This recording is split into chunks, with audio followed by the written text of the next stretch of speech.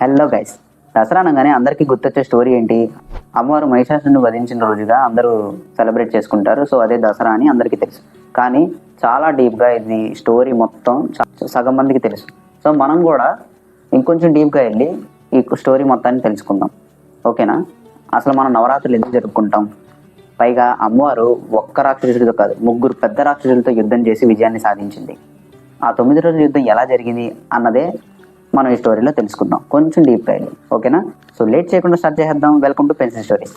So story start చేస్తే, దైత్య వంశానికి చెందిన మహిషాసురుడు అనే రాక్షసుడు ఉండేవాడు.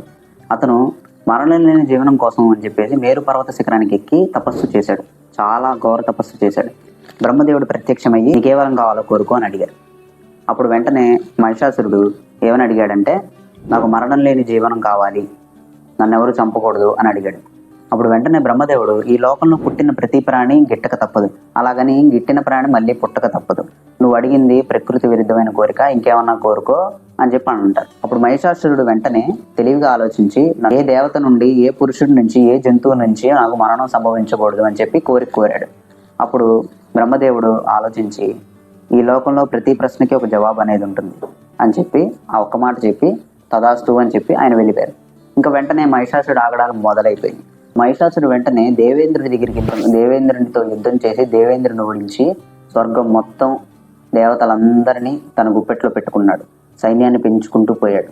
అప్పుడు దేవతలందరూ చాలా బాధతో త్రిమూర్తుల దగ్గరికి వెళ్ళి మొరపెట్టుకున్నారు. అందరి దేవతలు త్రిమూర్తుల కోపం నుంచి ఒక కాంతి బయటకు వచ్చింది. ఆ కాంతికి త్రిమూర్తుల శక్తి తోడైంది.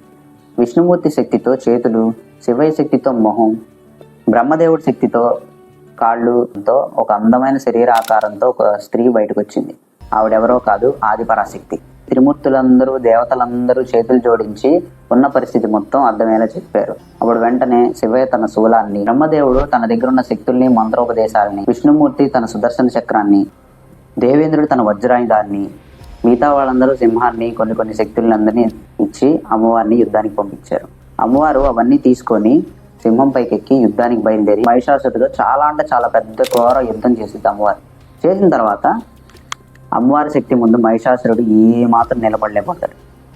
ఇక్కడ మీరు ఒకటి గమనించాలి, స్త్రీ గురించి మహిషాసురుడు అసలు ఆలోచించలేదు. స్త్రీ అంటేనే ఒక బలహీనమైన మనిషి అని చెప్పి అతను అనుకున్నాడు. అందుకే కోరికల్లో స్త్రీని మెన్షన్ చేయడం మర్చిపోయాడు. అప్పుడు వెంటనే అమ్మవారు తన శూలంతో మహిషాసురుని వధించి తన మొదటి విజయాన్ని సాధించింది. ఇదే మహిషాసురుడు చేసిన తప్పే ఇంకొక 2 అన్నతమ్ముడు కూడా చేస్తారు.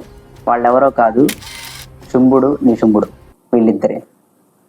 వీళ్ళిద్దరు స్టోరీలోకి వెళ్ళే ముందు, వ్యూస్ వస్తున్నాయి కానీ లైక్స్ రావట్లేదండి, సబ్స్క్రైబ్ చేసుకోండి కొద్దిగా ప్లీజ్. ఈ స్టోరీని కనుక చివరి వరకు చూసి మీరు ఇష్టపడితే కనుక అందరికీ షేర్ చేయండి, లైక్స్ కొట్టించండి, సబ్స్క్రైబ్ చేయమని చెప్పండి. సో స్టోరీలోకి వెళ్ళిపోదాం. ఈ 2 రాక్షసులు ప్రీవియస్గా ముందు జన్మలో హిరణ్యాక్షకుడు, హిరణ్యకశ్యపుడు అని చెప్పి చెప్పుకుంటారు. ఈ 2 రాక్షసులు రాక్షస వంశానికి చెందడం వల్ల వీళ్ళల్లో కూడా చెడు ఆలోచనలు, క్రోధాలు ఎక్కువైపోయినాయి. దానివల్ల మళ్ళీ వీళ్ళు కూడా సేమ్ అలాగే మరణం లేని కోరిక కోరడం కోసం, బ్రహ్మదేవుని ప్రసన్నం చేసుకోవడం కోసం తపస్సు చేశారు. అప్పుడు బ్రహ్మదేవుడు వెంటనే ప్రత్యక్షమయ్యి, మీకేం వరం కావాలో కోరుకోండి అన్నారు. అప్పుడు వాళ్ళు ఏం చేశారంటే, స్త్రీని మర్చిపోయారు. అసలు లెక్క ప్రకారం మర్చిపోయి దైవశక్తి అంటే దేవుడి యొక్క శక్తి, దేవుడు, దేవతలు, ఒక పురుషుడు, జంతువు, వీళ్ళెవరి నుంచి మాకు మరణం సంభవించకూడదు అని వరం ప్రసాదించండి అని అడుగుతారు. వెంటనే బ్రహ్మదేవుడు మళ్ళీ మొదటికి వచ్చేలా ఉంది ఏంటి అని తపస్సు చేశారు కదా అని చెప్పి, సరే తదాస్తు అని చెప్పి అంటారు.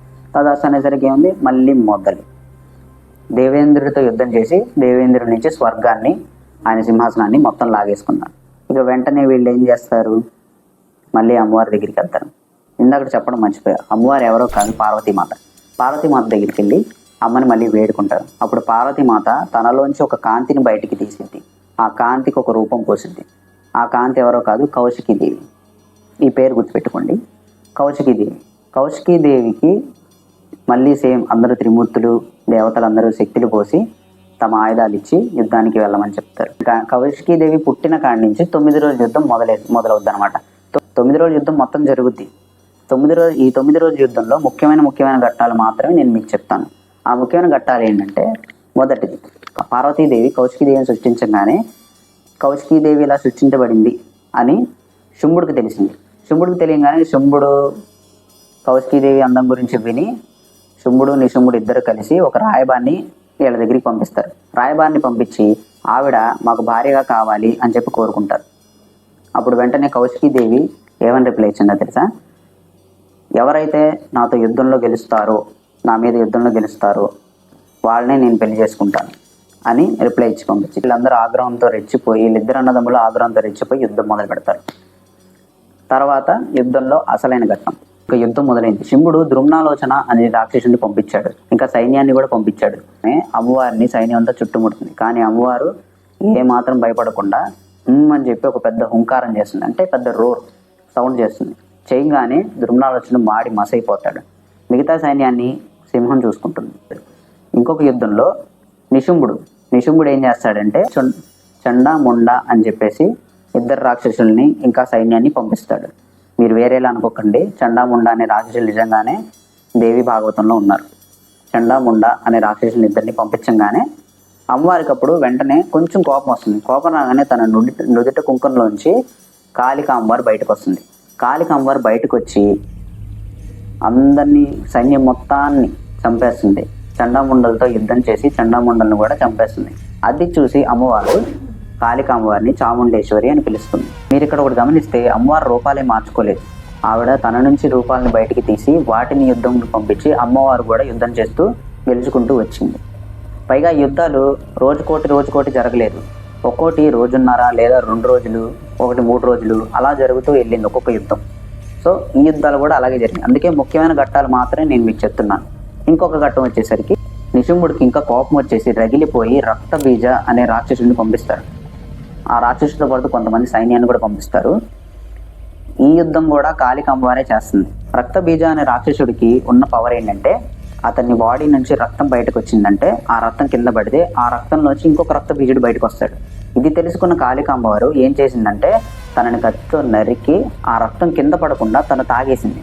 తను తాగేస్తూ ఉండగానే ఇంకో పక్క అమ్మవారు వచ్చి ఆ రక్తబీజుని హతమార్చింది. రక్తబీజుడి తర్వాత నిశుంభుడు కూడా వచ్చేసాడు. నిశుంభుడు కూడా వచ్చేసి అమ్మవారితో యుద్ధం చేశాడు. అమ్మవారితో యుద్ధం చేస్తే సైన్యాన్ని చూసుకోవడం ఒక పక్క సైన్యం, ఒక పక్క నిశుంభుడు.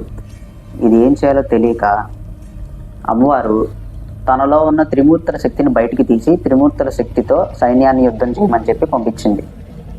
అమ్మవారు ఒంటరిగా నిశుంభుడితో యుద్ధం చేసి చివరికి అమ్మవారి శక్తికి నిశుంభుడు తట్టుకోలేకపోయేసరికి అమ్మవారు తన శూలం తీసి నిశుంభుడిని హతమార్చింది. ఈ భాగంతో రక్తబీజుడు నిశుంభుడు ఇద్దరు చనిపోయాడనే వార్త తెలిసి శుంభుడికి ఇంకా ఎక్కువ కోపం వచ్చేసింది. సైన్యాన్ని అంతటినీ తీసుకొచ్చి ఇంకా పెద్ద యుద్ధం మొదలుపెట్టాడు. యుద్ధం అయితే చాలా భీకరంగా జరుగుతుంది. ఆఖరి యుద్ధం ఇది. అమ్మవారు ఒక పక్క సైన్యాన్ని, ఒక పక్క శుంభుడిని, పైగా అమ్మవారు ఒంట్లో ఉన్న త్రిమూర్తుల శక్తి సైన్యంతో యుద్ధం చేస్తుంది. శుంభుడు మధ్యలో యుద్ధం చేస్తూ మధ్యలో ఏం చేశాడంటే ఆడది అని కొంచెం హేళనగా మాట్లాడడం, అమ్మవారిని కించపరుస్తున్నట్టు మాట్లాడడం చేశాడు. మొదటిసారిగా అమ్మవారికి ఎక్కడ లేని కోపం వచ్చేసింది. త్రిమూర్తుల శక్తులతో సహా, దేవతల శక్తులతో సహా అన్ని వెనక్కి తీసుకొని త్రిశూలం తీసుకొని మొత్తం అందరితో ఒంటరిగా యుద్ధం చేయడం మొదలుపెట్టింది. సైన్యం మొత్తాన్ని పడగొట్టింది. ఇక ఇద్దరి మధ్య ద్వంద్వ యుద్ధం జరిగేసరికి శుంభుడు అమ్మవారు కొట్టే దెబ్బని తట్టుకోలేక అరుస్తూ గోలగోల చేసేసరికి అమ్మవారు ఇంకా ఆగ్రహం ఆపుకోలేక తన చేతిలో ఉన్న త్రిశూలంతో అతన్ని పొడిచి చంపేసింది. 10వ రోజు వచ్చింది. కరెక్ట్గా 10వ రోజు అమ్మవారు విజయం సాధించింది. చెడుపై మంచి గెలిచింది కాబట్టి దీన్ని విజయదశమిగా దేవతలందరూ చెప్పుకుంటారు. అందరూ పైనుంచి పూలవర్షం కురిపిస్తూ జయజయలు పలికారు. దీంతో అమ్మవారి ఆఖరి విజయం కూడా పూర్తయింది. సో అదిగా స్టోరీ. ఈ వీడియో మీకు నచ్చిందని అనుకుంటున్నాను. ఈ స్టోరీని నేను కొంచెం దేవి భాగవతం నుంచి, మార్కండేయ పురాణం నుంచి తీసుకున్నాను. ఏమన్నా చిన్న చిన్న మిస్టేక్స్ ఉంటే కనుక కింద కామెంట్ సెక్షన్లో చెప్పండి. నేను నెక్స్ట్ టైం సరి చేసుకొని జాగ్రత్తగా చెప్తాను. అండ్ నన్ను అడిగితే అమ్మాయిలు డ్రామాలు ఇవన్నీ చూడకుండా ఇలాంటి ఇతిహాస స్టోరీలు విని మోటివేషన్ అయితే బాగుండనిపిస్తుంది. మీరు గమనిస్తే ఈ ముగ్గురు రాక్షసులు చేసిన మిస్టేక్ ఏంటంటే స్త్రీని తక్కువ అంచనా వేయడం వల్ల దేవతలందరూ కలిసి ఒక స్త్రీ రూపంతో కూడా యుద్ధం చేపించి మేము గెలవగలం అని చెప్పి ప్రూవ్ చేశారు. ఎంత గ్రేటో కదా. వారు ఒక్కరే అంతమందిని అంత భయంకరమైన రాక్షసులతో ఘోర యుద్ధం చేసి యుద్ధం గెలవడం అనేది మామూలు విషయం కాదు. అమ్మాయిలు ఇలాంటివి విని మోటివేట్ అయితే బాగుండనిపిస్తుంది. ఎగ్జాంపుల్కి శ్రీకృష్ణుడు సత్యభామ కలిసి ఒక యుద్ధాన్ని చేశారు, గుర్తుందా? ఆ యుద్ధంలో సత్యభామ గెలిచింది. ఇలాంటివి వింటే బాగుంటుంది. ఇలాంటివి చూసి అమ్మాయిలు ఒక క్యారెక్టర్ని బిల్డ్ చేసుకుంటే బాగుంటుంది అనిపిస్తుంది. So that's it for today guys. ఈ వీడియో కనుక మీకు నచ్చితే కనుక లైక్ కొట్టి సబ్స్క్రైబ్ చేసుకొని బెల్ ఐకాన్ ఆన్లో పెట్టుకొని అందరికీ షేర్ చేయండి. Thanks for watching guys.